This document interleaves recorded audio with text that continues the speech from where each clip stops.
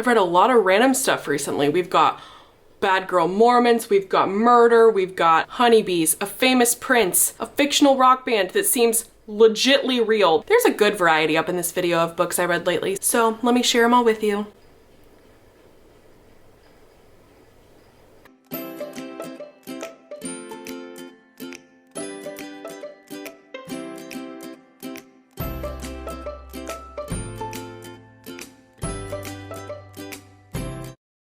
Hello friends, and welcome back to the channel. If you're new here, my name is Maile, and I read a lot. I make a lot of book content on this channel. I also do lifestyle vlogs. We have a lot of theater, a lot of shopping, grocery hauls, just day-to-day life with my husband and I. So if that sounds interesting to you, go ahead and click that red subscribe button to help us toward our goal to hit 1,000 subscribers by the end of this year. Now that you've done that, let's jump into today's video where I'm going to be showing you the books that I've read so far this year from worst to best. So one caveat that I do need to mention is that this does not include any of the books that I read as part of my 25 books that my husband picked out for me video that I've already filmed. I will link that here.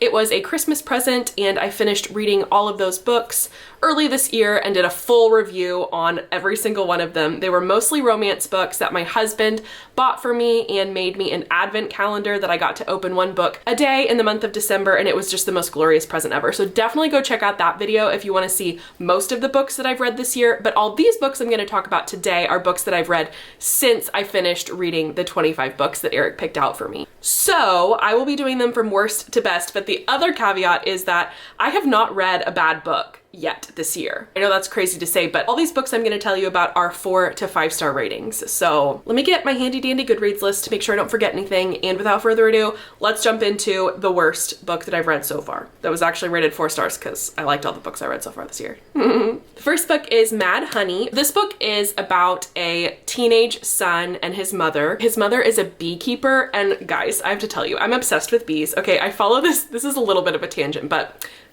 hello, have you met me? I follow this woman on Instagram. I think her name's Erica something. Her Instagram handle is Texas Beeworks. She is a beekeeper and she is the coolest person I've ever seen. She does like almost ASMR like beekeeping videos where she shows how she goes on all these rescue missions to clear out beehives that are in people's yards or in a local park or a place that a beehive is not safe to be, and she goes and rescues the bees and takes them home, gives them a new home in her bee habitat, and oh my gosh, she's so cool. I watch her videos all the time. I know so many things about bees now because of her. She's just such a cool person. So the thing that made me want to read this book was truly that it was about a beekeeper and that there were like bee stories in it. Isn't that like the most dorky thing you've ever heard? But it's fascinating. So I loved to hear that. So that's what hooked me on picking up this book. But what kept me reading was the mystery. So this is a murder mystery, and not even really a murder mystery, really more like a courtroom drama, which I do not read a lot of, but I very, very thoroughly enjoyed this book. So essentially the son's girlfriend, who he is in love with, they have a pretty darn great relationship, ends up dead in the beginning of the book. That's not a spoiler. So, and he is the #1 suspect. And so you see his mom supporting him through an entire trial and investigation, and some really shocking information comes out about her as a person and their relationship. And you hear a lot about the mom's troubled past with her ex-husband, the son's father. And it's just a very, very on the edge of your seat kind of read. I loved this book. Could not put it down. It hooked me from the very beginning. And there is a shock in the middle of this book that I did not see coming, which says a lot because I read so many stories that I can figure out what the shock is in most of the books that I read, but this one got me good.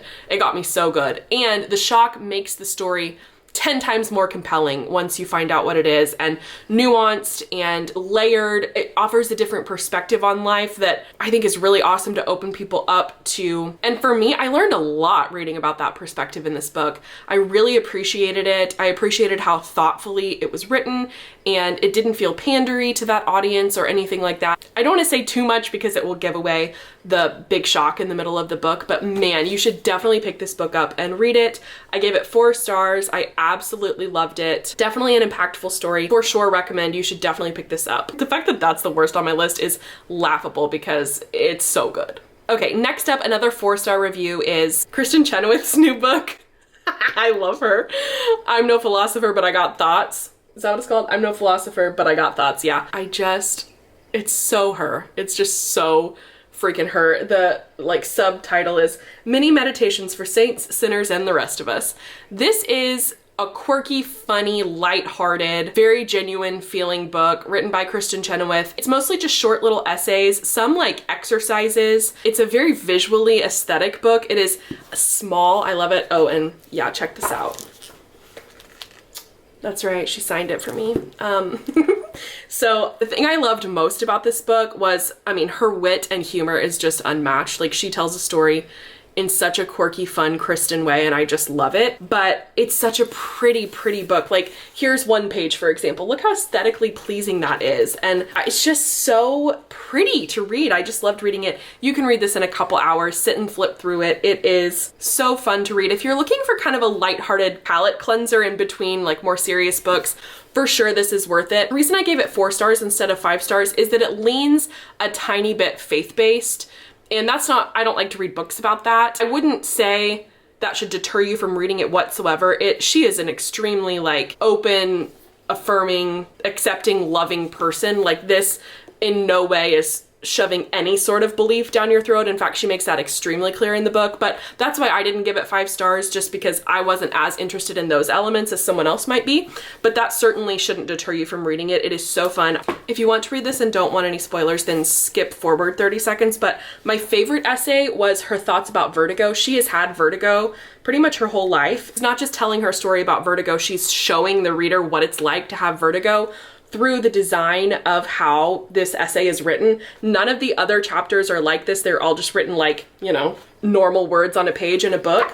But these words on the vertigo page are all over the place. You have to read them in squiggles and sideways, in like loop-de-doos and upside down. Like, I have never felt a more like visceral reaction to a book than I did reading about her vertigo experience while getting dizzy myself, having to turn the words every which way to read it. It was such a clever way to really help the reader see what the experience of vertigo is like. Obviously, it's not anywhere near the type of experience she lives day to day with actual vertigo, but I just thought it was so clever. So definitely worth the read. Super quick, super fun, super easy. Loved this book. Okay, next up is A Sinister Revenge, which is the 8th or 9th, I can't remember, the new book in the Veronica Speedwell mystery series. You guys, I've talked about this series before on my channel, but not in a long time. So this is a almost feminist Sherlock Holmes-esque murder mystery / romance series that I love. This character is so quick-witted, so stinking smart, knows who she is so firm in herself, and does not compromise her character for anything. She can solve freaking mysteries. She's freaking funny too. This is a very light-hearted series, but also a very good murder mystery series. The murders are pretty intricate, but they fly very quickly. It's easy to read. You fall in love with the characters more and more with each book. There's a really fun romance in here that just is the kind of romance I love, where both characters are grown-ups, they communicate, they share their feelings. There are certain obstacles in their way, of course, but their feelings for each other are never wavering, and I really like that kind of romance to read. So if you like a feminist, kick-ass kind of character, you will love this series. Definitely pick it up and read it. Another really easy, fun read. I gave this one 4 stars, and I love this whole series. Okay, the next book that I read that I gave 4 stars to, I actually listened to the audiobook of. I listened to Prince Harry's book Spare, and it was so fascinating to hear him read his story in his own voice. I certainly recommend the audiobook of that. It put a whole nother level on the book. I don't think I would have enjoyed it as much as I did if I hadn't been listening to him read it.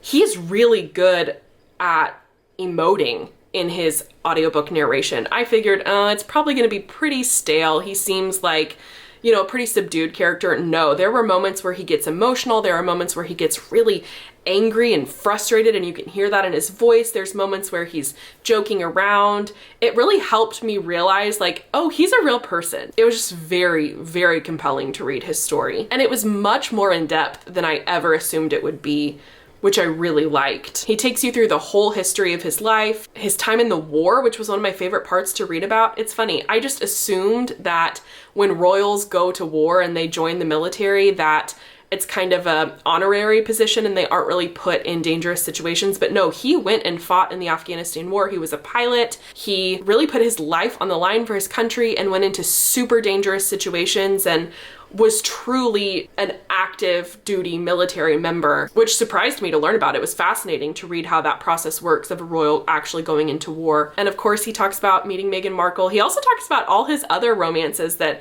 you know, were in the press, and it was cool to learn about that. He talked a lot about his love for Africa and all his times there. He talked about his tumultuous relationship with Camilla and with his father and brother now. I mean, he really didn't leave a stone unturned. It was a lot of juicy information. He talked about his horrible relationship with the British press and all the bad things that they have done to their family and all the lies they've printed. It was extremely compelling to read. What I will say is the reason I didn't give it 5 stars, even though I truly was invested in the story and just had to keep reading, and it's a long book too, but the reason I gave it 4 stars was because I just couldn't get past the fact that you really can't get more privileged than him.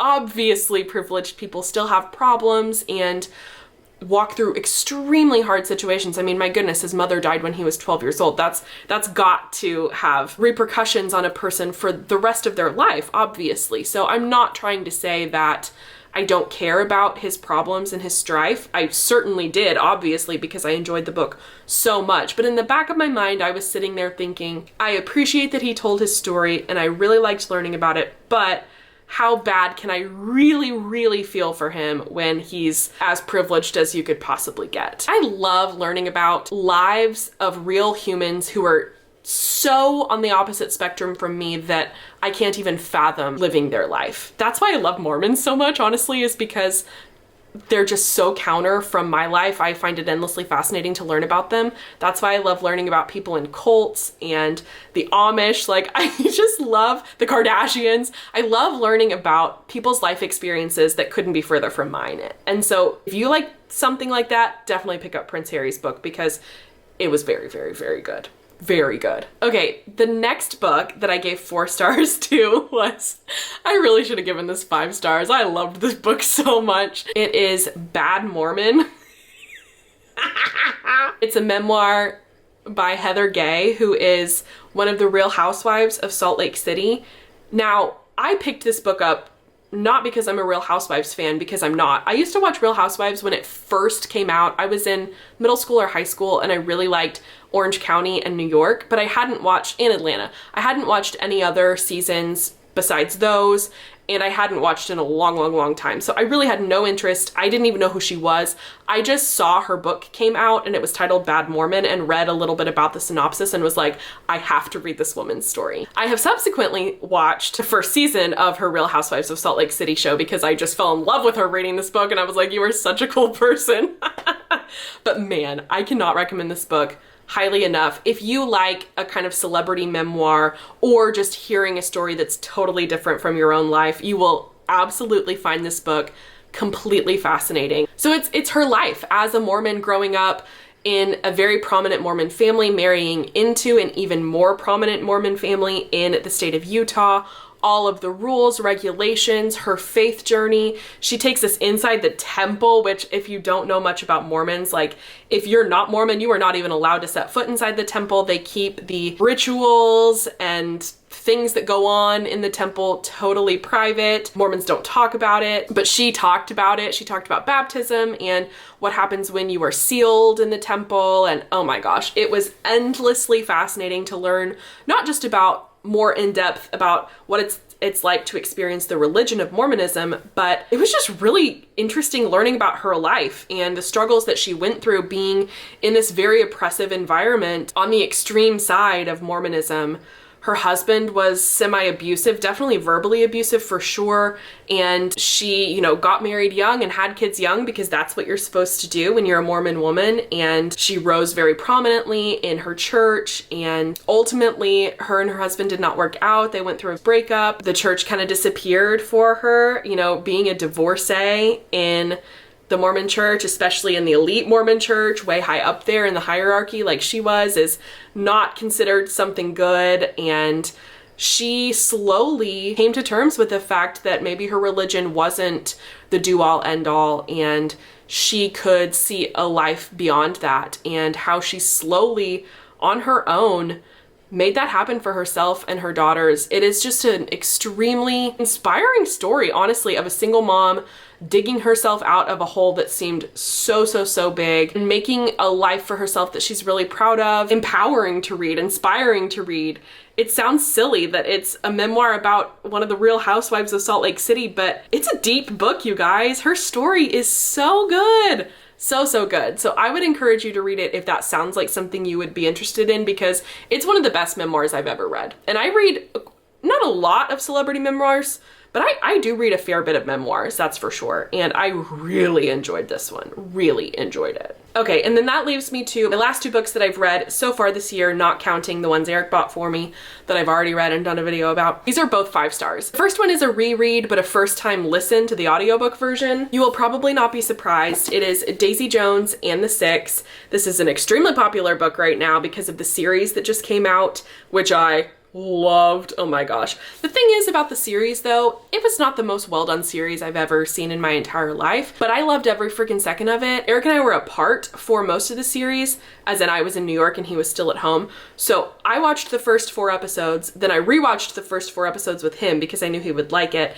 I went to New York and watched the last of the series in New York, and then came back home and watched them again with Eric. So I've watched the series 2 times through now, and I loved every second of it. I just am obsessed with it. I got the soundtrack and I've been listening to the soundtrack. It's just, oh, I loved it so much. But I think the reason I loved the series so much is because of how much I loved this book and how much I already loved the story. So you may not enjoy the series as much as someone who has already read the book and loved the book, but it's still really good. You should watch it. But the book I actually read last year. It was, in hindsight, I think it was probably the best book that I read last year, minus the ACOTAR series, which by the way, I've also done a video on. I'll link it up here if you want to see an in-depth review of the A Court of Thorns and Roses series, which is my new favorite series. But this was definitely up there, certainly in my top 3 favorite books that I read last year. After I watched the series 2 times, I thought I have to listen to the audiobook version of this, because the audiobook is told with a bunch of different voices. So this book, if you don't know, follows a fictional rock band throughout their career from the late 60s to the late 70s. It's loosely based on Fleetwood Mac. It's just, the characters are so freaking good. There is a love triangle in this that is heartbreaking. It's all the drugs and rock and roll and just fascinating stories, but it's told in an interview style. Their interviews are spliced together to be in chronological order. So as you can see, you've got different characters. So each character is voiced by someone different in the audiobook version. And man, does that bring the story to life. I definitely recommend reading the audiobook version. I will say, if you've never read it before and you want to start with the audiobook, still get a copy of the book and kind of read along with the audiobook, because it does get a little bit confusing when they don't always say which character is speaking. But otherwise, that was a great experience. So I've read this book twice now. I've watched the series twice. I just love it so stinking much. I can't recommend it more. I gave it 5 stars all the times I read it and watched it, and I love it so much. You should totally get this book. Okie dokie. And then the last book that I gave 5 stars to, honestly, I kind of think I might have talked about this book in my video with Eric, but I loved it so much. I just decided, even if I talked about it in that video, I'm going to talk about it again in this video. It is Love on the Brain by Ali Hazelwood. I loved her first book, Love Hypothesis. Eric bought that book for me as part of my 25 books, and it was maybe the best one that I read. I gave it 5 stars. This one I liked even more, I think. I gave this 5 stars. Ugh.